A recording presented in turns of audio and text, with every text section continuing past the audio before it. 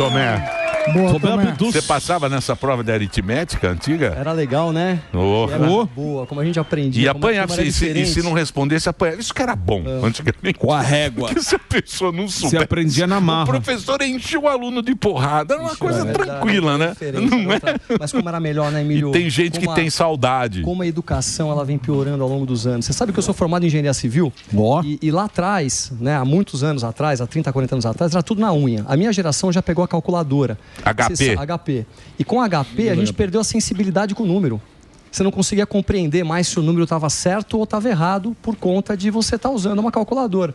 Então eu vejo que a educação ela vem piorando ao longo dos anos. E isso é um problema para o nosso país, né? Ao contrário do que acontece, por exemplo, em outros países. Você pega a Coreia do Sul, por exemplo, eles estão ensinando matemática, de verdade, fazer operações financeiras. É outro mundo. O Brasil está muito atrasado em relação a isso. O Brasil está... A educação no Brasil é ruim, né? Agora diz que vão ensinar funk. Você viu só? Você viu só? Como é que é? Funk. Isso aí. Funk. Você vai aula de funk? Vai ter aula de funk na escola. Diferença é mesmo. Você sabe que é muito preocupante isso, né? Porque a gente viu que houve um decreto do presidente Bolsonaro lá atrás para as escolas cívico-militares.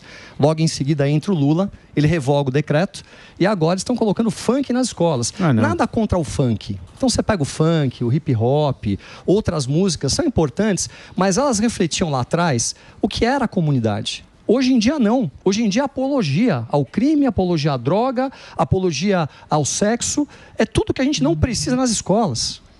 E olha só, a música é uma coisa muito importante porque ela é um retrato da sociedade. Você sabe o que é a sociedade de acordo com a música que os políticos, que o governo passa para que a população escute. Então é uma tristeza. Eu estou muito preocupado com isso, Emílio, muito mesmo. O que você está fazendo aí como deputado? Olha só, eu tenho um projeto de lei importantíssimo, né, nesse momento, que é para que a gente não tenha ideologia dentro das escolas, em todos os níveis. Isso é muito importante. O Bukele fez isso lá, não? O Bukele fez isso lá. Você viu que legal como as coisas estão mudando? Você foi para lá, né? Eu tive lá. E podemos falar um pouquinho do Salvador. Você teve lá? Você teve em El Salvador? Fui convidado pelo Bukele. Mas lá é pequeno, né? 6 milhões pequeno. de habitantes. É pequeno, mas é uma amostragem. É do tamanho do Butantã. Você tem uma ideia? Butantã, em São Paulo, é maior do que o... Também não é um lugar de muita liberdade, não tem muitas liberdades individuais. Ó, o canhoteiro. Aonde isso? O Bukele. Não, imagina. Vamos contar? Vamos lá? Porque o pessoal fala as coisas sem ter propriedade. Eu vou explicar um pouquinho. Não, eu não estou falando que a gente tem aqui. Eu estou falando que... Mas eu vou contar um pouquinho. O Bukele, quando você foi para lá? Eu fui agora na posse, alguns meses atrás, na posse presidencial. Fui acompanhar a posse. E, aliás, eu fiquei encantado com o país e com o que foi feito lá. Olha só. Eles tentam dizer que lá é um país de extrema direita, que não há democracia. E, na verdade, é tudo ao contrário. O Bukele, quando foi eleito, ele foi eleito com a pauta de segurança pública. Isso. O país estava totalmente tomado pelo crime organizado. As instituições democráticas, seja por medo ou por conivência, estavam junto com os criminosos. As pessoas não podiam mais sair de casa, Emílio. Estava tudo dominado. Não podiam sair de casa. O crime organizado cobrava $1 para qualquer cidadão sair de uma comunidade de manhã e tinha que pagar $1 para voltar à noite. Todos os empresários da cidade tinham que pagar pedágio para o crime organizado. As mulheres não podiam mais sair de casa. Toque de recolher às 6 horas da tarde. Isso é um país democrático? Bom, o Bukele foi eleito com a pauta de segurança pública. Quando ele entra, ele percebe que sem o Congresso de lá, sem os deputados de lá, ele não ia conseguir tomar nenhuma medida. Então ele ficou 2 anos, que é mais ou menos como temos as nossas eleições aqui, né? A cada 2 anos o presidente, depois a gente tem o legislativo. Ele pediu para a população que votassem somente em deputados que fossem alinhados com a pauta de segurança pública. E nesse período ele mapeou todas as facções criminosas. Ele foi eleito. Houve eleição. De 94 deputados, 93 deputados tinham a pauta de segurança pública. Primeira medida que ele faz é colocar o país em estado de exceção. Polícia na rua, exército na rua e prendeu todo mundo. Todo mundo. Ele tinha mapeado, ele salvou aquele país voltou a viver. Fez um presídio de segurança máxima para 60 mil pessoas, colocou todas as facções criminosas lá dentro, e lá é o seguinte, entrou lá dentro, é 20 anos, no mínimo, de prisão, e não tem direito à visita, não. Não tem direito à visita. Começaram a fazer as primeiras manifestações lá dentro, as quadrilhas se matarem, colocar fogo em colchão. O que ele fez? Tira os colchões, vão dormir no ferro. A alimentação deles, arroz e feijão e uma proteína. Uma vez por dia, eles saem da cela para fazer ginástica laboral, todos já bonitinhos, bonzinhos, com a turma toda em volta armada em cima deles. Não tem esse negócio de ficar tomando banho de sol, tem no momento íntimo. E tem que trabalhar. Colocou a turma para poder reconstruir o país. O país voltou a viver, as pessoas sorriem hoje em dia. Ele recuperou a democracia de um país que estava totalmente tomado. E muita gente tenta contar a história totalmente distorcida. Eu entrei em comunidades lá e eu fiquei impressionado, porque eu fui falar com pessoas que choravam. Olha, pela primeira vez eu estou vendo uma pessoa como você, eu estava bem vestido, arrumado, vindo comprar dentro daqui do meu bar, comprar um sorvete. Lá é pobre, né? Sem medo. É bem pobre, né? Mais ou menos, porque ali é Caribe. Ali você tem um turismo que é maravilhoso. É El Salvador, pô. Ali é uma região muito legal. Nicarágua, e tem um ponto importante que é eu queria Caribe falar ruim. Da economia. Quando a segurança voltou, outros países... É Cotia do Caribe. É Lá não Cotia do Caribe, é lá. Quando voltou a segurança... Outros países voltaram com seus empresários a investirem lá. Então a economia também está retomando. Aquele país foi salvo.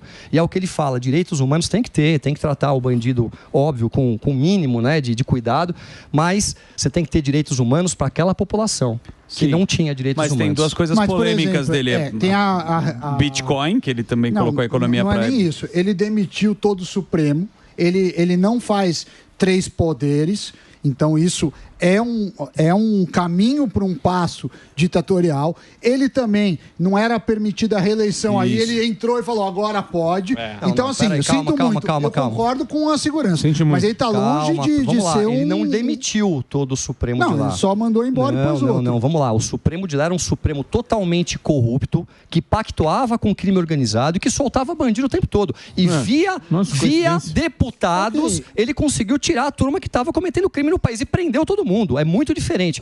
Nós temos que parar de passar a mão na cabeça de bandido. Nós não podemos ter um poder judiciário totalmente tomado e conivente com o crime organizado. E o país sofrendo, as pessoas sem poder andar nas ruas. Ele ataca a imprensa, ele não deixa a oposição. Eu sinto muito. Eu sei que você é amigo dele, que você foi com a convite dele. Não é verdade. Vai morar lá, pega seu negócio e mora lá. Lá o povo, lá o povo. O Sami tá muito bravo. Você desculpa, viu? Não bate nele não, mas é reeleição. Lá o povo tem liberdade. Lá o povo tem liberdade de expressão.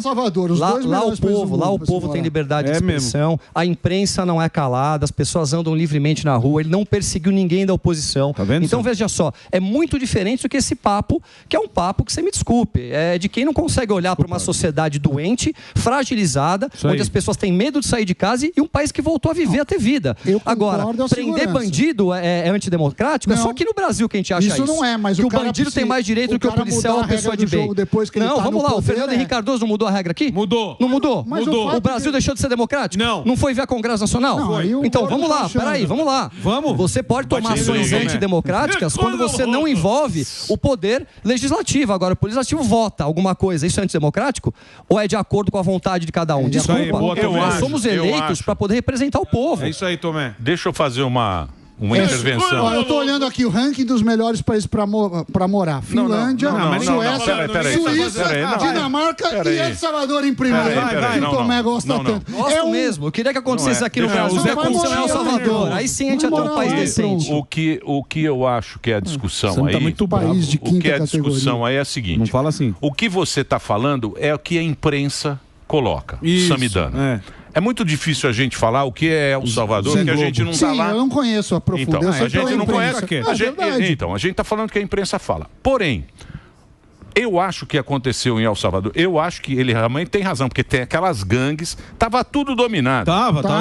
O judiciário tava dominado, tava tudo dominado. Como é o México também. O México também é meio dominado. Eu acho que esse cara está fazendo o que o Milei está fazendo na Argentina, porque na Argentina ele também está fazendo um choque danado, porque está tão ruim que não tem como fazer o negócio dessa maneira. O Bukele é esquerda radical. Ele se declarou esquerda radical. Agora, se não quiser pegar a declaração dele...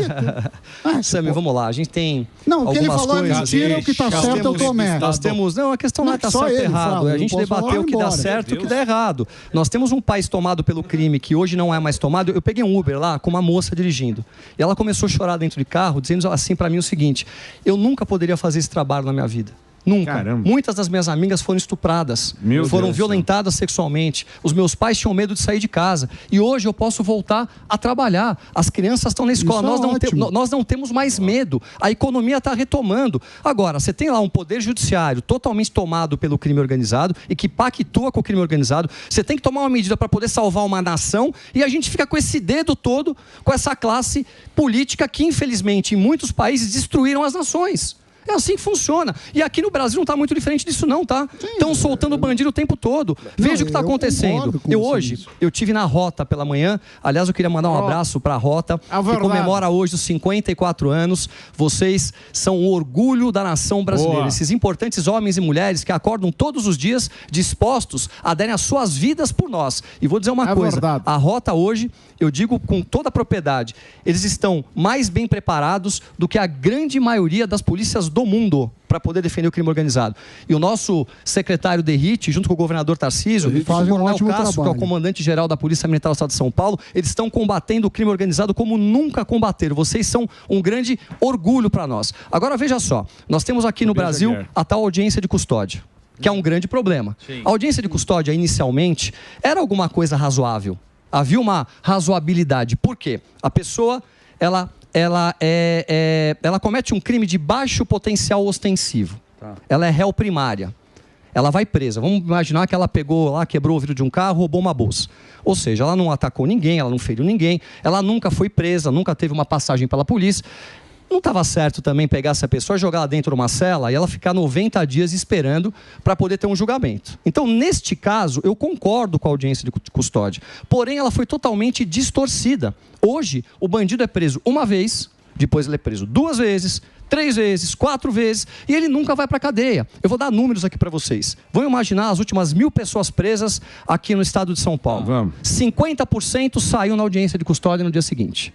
E das que ficaram presas e que foram julgadas e condenadas na cadeia, na prisão, elas são naquele momento, quando há a sua pena, colocada no regime aberto ou no regime semiaberto. 95% de todo mundo que vai preso no Brasil volta para as ruas em poucos meses. E aí vão dizer o quê? Que a polícia não trabalha, Emílio?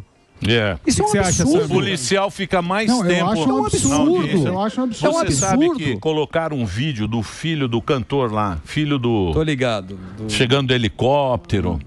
E aquela... Você viu lá tudo bem, o cara é filho, não tem nada a ver com o pai, mas você vê que aí tá meio distorcido o negócio, exato, né? O negócio aqui no Brasil, a bandidagem virou meio, sabe? Virou uma coisa legal, uma coisa de super-herói. Exatamente. Um negócio, sabe? E não pode ser assim. E as nossas polícias sendo desvalorizadas, Emílio. Exatamente. Os nossos policiais são um orgulho da nação brasileira. A gente precisa falar isso toda vez que eu venho aqui, eu falo isso. Isso aí. São um orgulho. E, infelizmente, eles estão ao longo do país abandonados, não aqui em São Paulo. Por quê? Porque o governador Tarcísio de Freitas está dando a cara para bater. Sim. Ele está dando para eles autonomia para poder trabalharem. E não esse negócio de direitos humanos, que é o direito humano do bandido e nunca do policial. Então, ou seja, nós estamos mudando São Paulo. E os nossos índices aqui estão muito melhores do que o restante do Brasil. E o Marçal, hein? E aí, Sami, o que você acha? Você pulou do cavalo também? Ele não. Eu nunca tive do cavalo. Ele não. Eu nunca tive com o Marçal. Olha lá. Olha lá que nós vamos fazer uma pesquisa. Você acha que ele foi o... Ajudou a subir no trio. Eu vou falar pra você. Mas você não fez o M de Morgado aí, ó, o que aconteceu. Eu vou dizer uma coisa pra você. O M de Morgado eu faria. O Marçal apareceu... Foi o agente do caos. Sim. Os debates não vão ser mais legais. E vários pularam pro cavalo do Marçal. Agora, eu nunca vi voltar...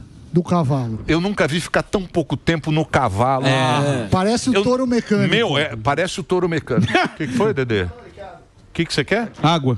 Você quer água? Não, lá em Cotia acabou. Essa água é da torneira, é de Cotia. Roberto Justus. O Justus não gosta. Eu quero saber nervoso hoje. O Sam tá bravo. É porque tá em Cotia. É Enel. Tá pisando na lama lá em Cotia. Eu nunca vi tanta gente voltar rápido desse cavalo. Eles sentaram no cavalo. por que tem isso na política? Por que tem essa coisa? É o quê? É o oportunismo de achar que o cara ia ganhar e colar no ganhador? Mas, Emílio, eu vou fazer aqui um discurso para poder responder. Eu tive algumas etapas na minha vida, né? Uma das etapas começou com o movimento nas ruas, onde eu era um militante político em cima de um caminhão, lutando por princípios e valores. Foi uma época muito importante, a qual eu batia muito na política. Eu não compreendia a política por dentro, mas eu tinha uma visão de fora. Então, a gente olha sempre com uma visão da sociedade, de como as pessoas se sentem em relação a como a política é conduzida. Depois eu tive um outro período da minha vida, a qual eu acabei me elegendo deputado, e eu passo a estar como político e compreender a política de dentro. Sim. A política, ela demanda conversa.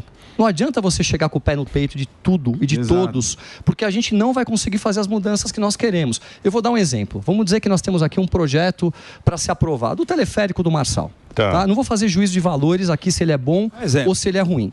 Nós temos primeiro que aprovar esse projeto de lei, na Câmara dos Vereadores.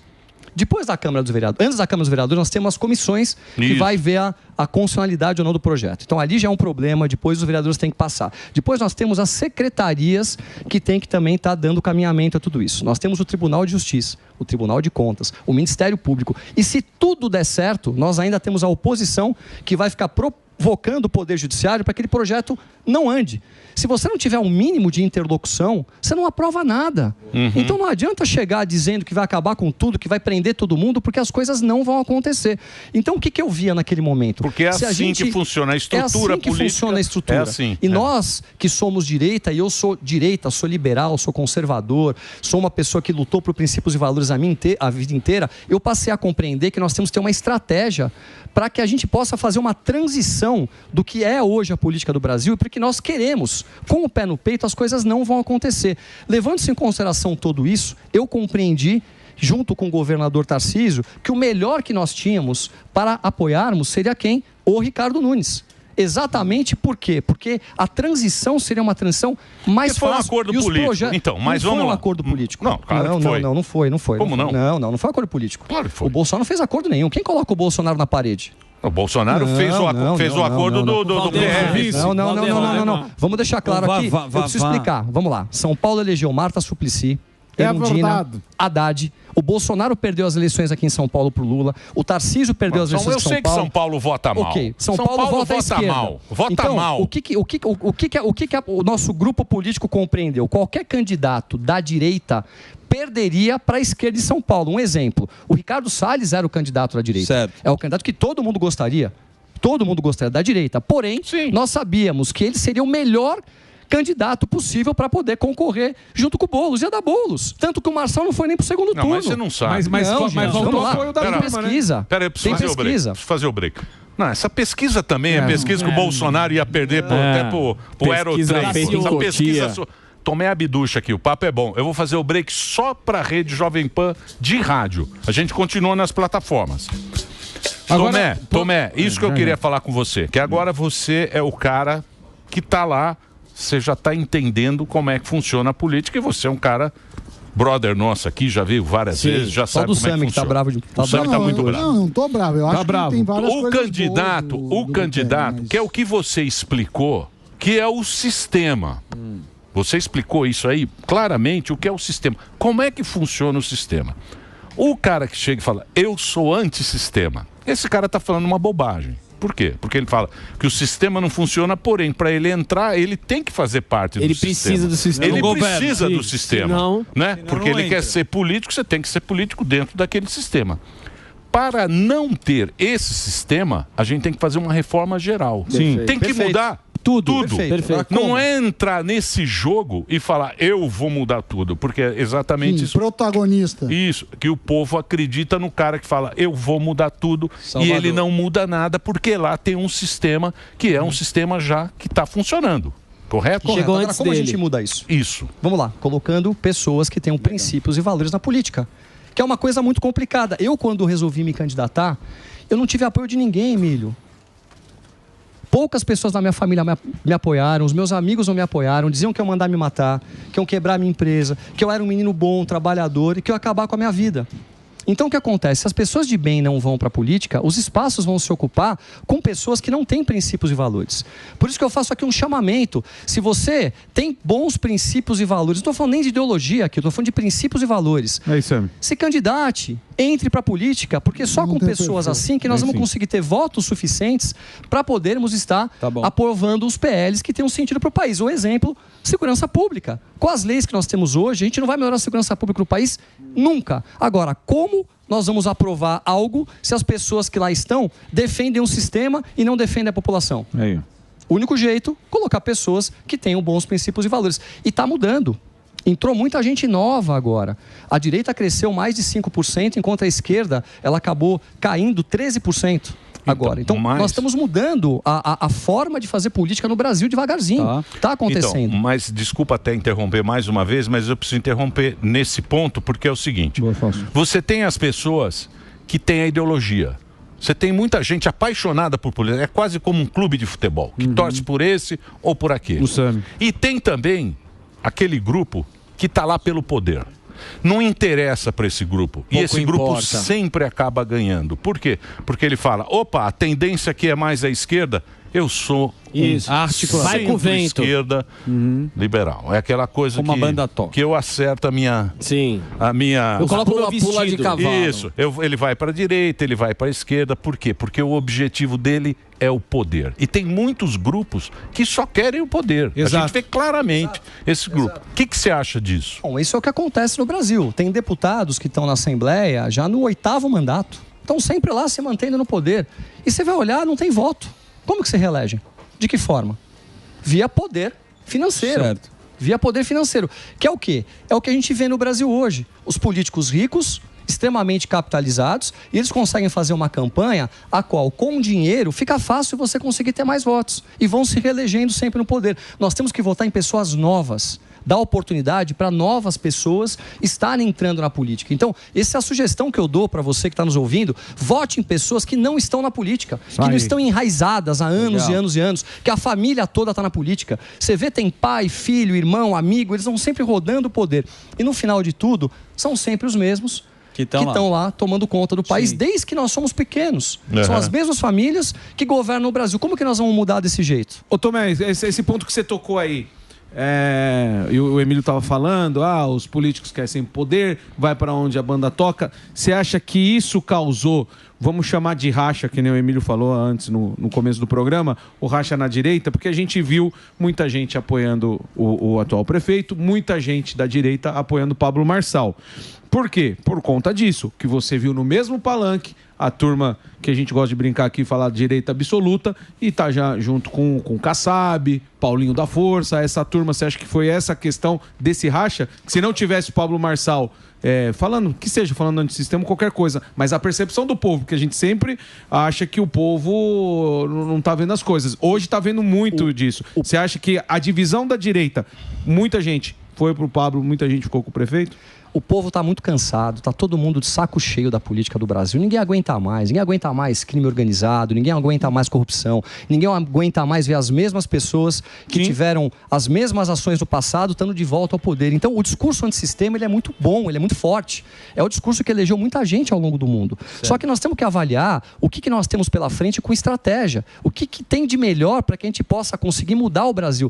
Muita gente falou que não se muda o Brasil pela cereja do bolo. Então, ou seja, não adianta trocar o presidente da República e dali para baixo você ter tudo dominado pela turma que está lá há muitos anos. Eu vou dar um exemplo. Vamos pegar uma secretaria qualquer aqui em São Paulo, tá? Tem secretarias que você tem 85% de pessoas com cargos concursados, que estão lá anos e anos e anos.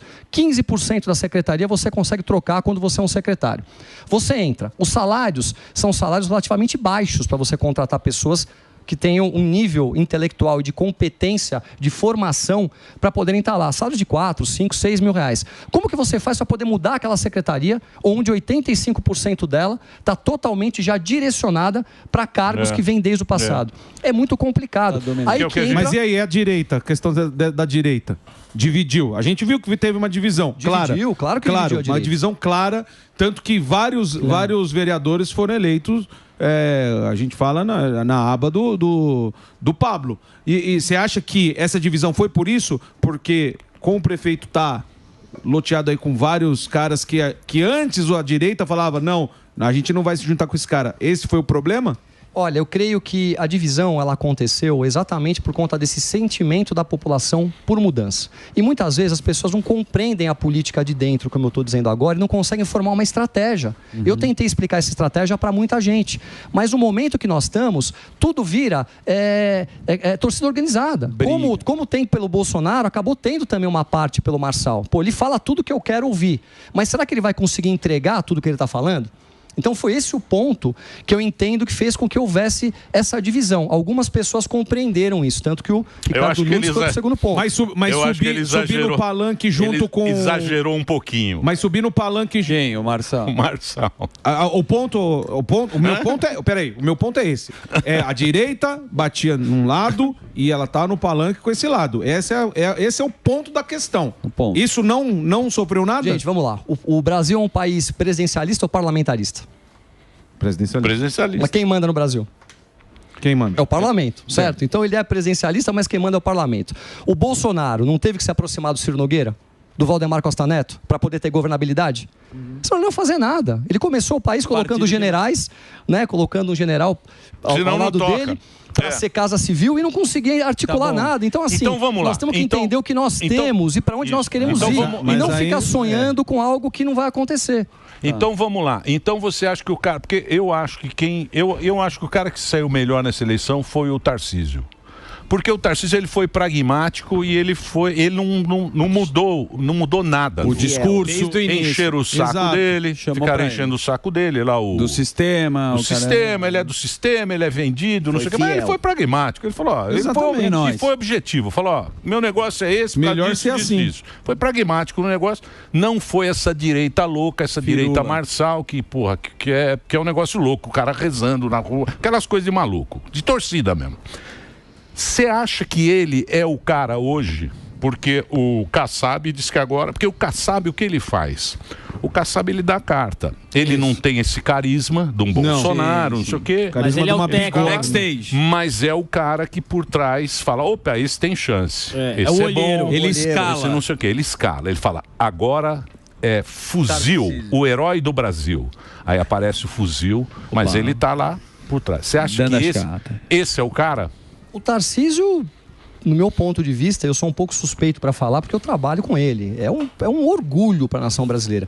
Ele é liberal na economia, conservador nos costumes, extremamente técnico, muito trabalhador, acorda cedo, dorme tarde, tem bons princípios e valores, e ele só está pensando em como desenvolver o Estado de uma maneira que ela seja realmente factível de poder caminhar para onde a sociedade quer ir. Ele tem feito muito como? Reduzindo custos, colocando eficiência, levando para o estado de São Paulo uma visão pragmática do que é importante. Vejam, por exemplo, o que nós fizemos agora com a Sabesp. Foi importantíssimo. Não tem cabimento uma cidade como São Paulo não ter água e esgoto para todo mundo. Um estado como São Paulo não ter água e esgoto para todos. Só que não tem dinheiro. Bom, não tem dinheiro, vamos colocar a iniciativa privada junto com a gente, vamos vender uma parte da empresa, vamos continuar tendo cadeiras no conselho para a gente continuar mandando na empresa, mas vamos poder ter base para que tenha CAPEX, ou seja, investimento para fazer o que é necessário. E outras tantas medidas importantes. Sim. As polícias nossas estão tendo um incentivo como nunca tiveram para a gente melhorar a questão de segurança pública. Eu vejo assim o Tarcísio como um dos grandes nomes hoje no Brasil para que a gente possa ter alguém que represente o que a sociedade realmente quer. Ele é equilibrado. Pode ver, ele não entra em dividida. Então, mas isso técnico. Mas isso não é ruim, Tomé? Não entrar na dividida? Não tem bola que você vai ter. Depende. Tem algumas brigas que a gente não tem como ganhar. Não dá pra você entrar em todas as brigas ao mesmo tempo. Você tem que comprar as brigas dentro de uma estratégia para poder... Não, mas ele briga. Onde que o Tarcísio não briga? Vamos lá, queria ouvir vocês. Fala aí, você, já que você puxou. Não, já que tem estratégia... Tá em cima do que o Alba falou. Ele tem divididas sim. Mas quais divididas? Vamos lá, eu queria entender quais são as divididas. Para poder discutir sobre elas. Fala aí, mano. Ele não fala, por exemplo, do STF. Como é que é? Ele não fala do STF. Como não, gente? Não. Ele teve no palanque, na Avenida Paulista, ao lado do Bolsonaro, pedindo impeachment do Moraes, lá do lado, e discursou. Como não fala? Não. Dando a cara para bater agora. Vocês têm que entender que o governador Tarcísio, ele é governador do maior estado do país. E existe um presidente da República. E um governador bom, Se viu? ele não se relacionar ao mínimo necessário, as coisas não acontecem. Eu não tô falando que ele é ruim, mas eu tô falando que o Marçal? E o Marçal? O que você acha do Marçal? Uai, pode vir. O Marçal, você já tá aí. O Marçal. Vocês vão ter que me engolir. 2026. O Marçal. O Marçal. O Marçal é algo que a gente vai estudar ele daqui a alguns anos. 2026 tá aí, viu? É um fenômeno. O Marçal mexeu. O Marçal, ele mexeu. Porque ele foi o seguinte, eu acho que ele exagerou um pouquinho na dose. Também Porque acho. tudo bem, quando ele sentava, vinha os aleijados, ele falava assim, agora você vai levantar da cadeira. Aí não levantava, aí o jornalista chegava para ele e falava, isso aí. Ele falava, não, mas eu rezo para todo mundo. Um dia, se Deus quiser, eu levantarei porque eu rezo. Ele dá resposta boa. Sim. Ele tem resposta para tudo. Rápido. Mas aí ele começou aí, e quando ele tomou a cadeirada, que ele botou o negócio a máscara, fez o foi filme, de ambulância, Foi da UTI. ali começou. E ele admite Ali a isso. turma começou e falou, opa, passou um pouquinho Exagerou, do ponto. né? Me lembrou aquele programa Pânico do papai, que tinha sandálias da humildade. Ficava correndo atrás dos caras. Isso, que ficava correndo atrás. Eu falei, aí ele exagerou. Aí ele pôs um gesso que ele não podia mais tirar o gesso. Por quê? Porque ele falou, puta, agora eu fiz essa cagada. Agora eu preciso ficar. Até fedendo. Aí depois foi a carta e aí eu fui votar. E as senhoras, os senhores, as pessoas mais velhas, sempre perguntavam para mim. Aí uma senhora chegou para mim, assim na fila, baixinho, falou, eu tô com muito medo de votar nesse aí. Eu falei, faz o que você quer. Então ele amedrontou o cara de tanta história. Ele criou muita história. Você achou isso também? Então, vamos lá, o Marçal... Dá pra ver que é uma pessoa inteligente, tem uma oratória impecável, ele consegue sair de situações quando ele vai para debater com jornalistas como poucas pessoas nós vimos fazer nos últimos anos. Sim. Ele tem uma condição financeira muito favorável, ele tem uma história de sucesso na vida pessoal dele, tem muitos fatores que são positivos em tudo isso. O que mais pegou pra mim foi a minha experiência. Eu entrei pra política, quando eu caí dentro da Assembleia Legislativa, eu não entendia nada de política. Eu achava que eu entendia alguma coisa. Eu compreendia de fora, dos meus princípios e valores, como eu conseguia enxergar o mundo. Agora, como funcionava, eu demorei praticamente 2 anos dentro da minha curva de aprendizado para dizer, hoje eu conheço a Assembleia Legislativa. E eu ficava pensando, como que nós vamos colocar uma pessoa para ser prefeito da principal cidade de São Paulo que não teve nenhum tipo de experiência? Eu me coloquei nessa posição. Eu falei, já pensou se eu me torno prefeito de São Paulo? Eu caio naquela cadeira? E aí, o que eu faço?